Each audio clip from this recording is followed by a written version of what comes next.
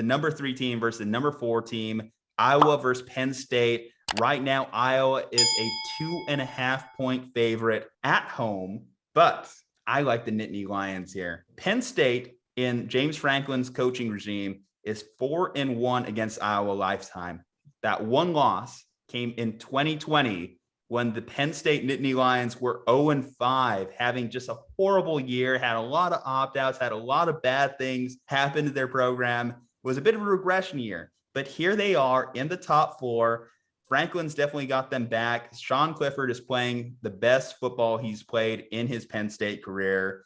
And I just don't think Spencer Petras, the Iowa QB, is necessarily up for the task, though that defense for Iowa, absolutely filthy. They made Tua's brother just look sad. The top-rated quarterback in the Big Ten, 4 interceptions against this Hawkeye defense last week. That is going to be the big game changer for the Hawkeyes if they're going to win this game. They have 12 interceptions on the year, but I think that the way this game is going to get played, you have 2 talented defenses. Penn State's defense is no joke either.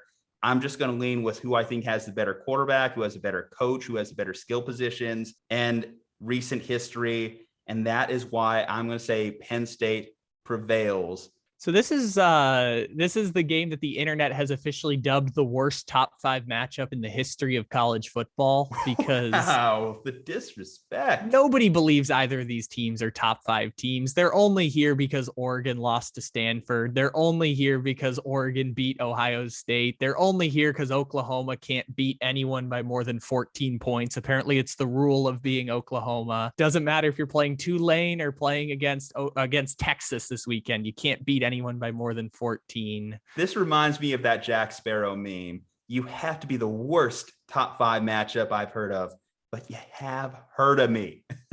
Yes, they're top 5 teams in name alone. This is a chaos season in college football. Fun fact, there have been more upsets in 5 weeks of top 25 ranked teams than the history of the poll era in college football. 70 plus years. There have never been this many top 25 upsets through 5 weeks of a season. Now, are a lot of them like 15s and 16s and all those Pac-12 and ACC teams that keep losing to each other? Yes, but it's still a fun stat because there are teams at the top that are losing. Ohio State's not as good as they were. Clemson's not as good as they were. We thought Oregon was going to be good, but Oregon did the Pac-12 thing and lost to Stanford. There's been a lot of chaos at the top that leads to Iowa playing Penn State. And Penn State, by the way, like they've been very good this year, but mind you, they did scrape by against Auburn early on in the season. And most people don't think of Auburn as a great program. They're in a transition and Bo Nix is pretty good, but not a great program. So to that point, I can't name you a single player on Iowa. I can barely name you their coach. His name is Kirk Ferentz, for people who are wondering. I don't have college football helmets with me because that would be a lot of money and investment. But I do have this Steelers helmet that vaguely resembles the Iowa Hawkeye colors. So if I cover up the Steelers logo, it can show my pick that I am rolling with the Iowa Hawkeyes. I'll allow it.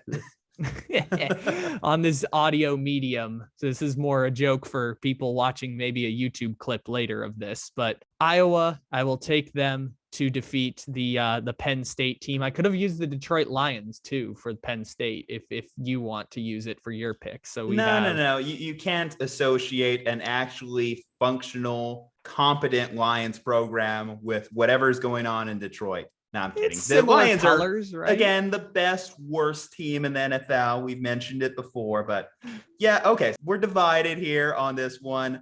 I'm going Penn State. You're going Iowa. Hey, listen, if Iowa wins this game, though, I'm not completely writing them off against the upper echelon of college football because that defense, if they have another dominant performance, then I think they really just are that damn good. And they could give a little bit of trouble to a younger quarterback like a Bryce Young in that potential 1 versus 4. Then again, since he might get the 4 seed, like you mentioned, it's talking about being a chaos season. There's a lot of teams with opportunities to jump into that top 4, jump into that top 5, top 6. That top 10 is just all over the place.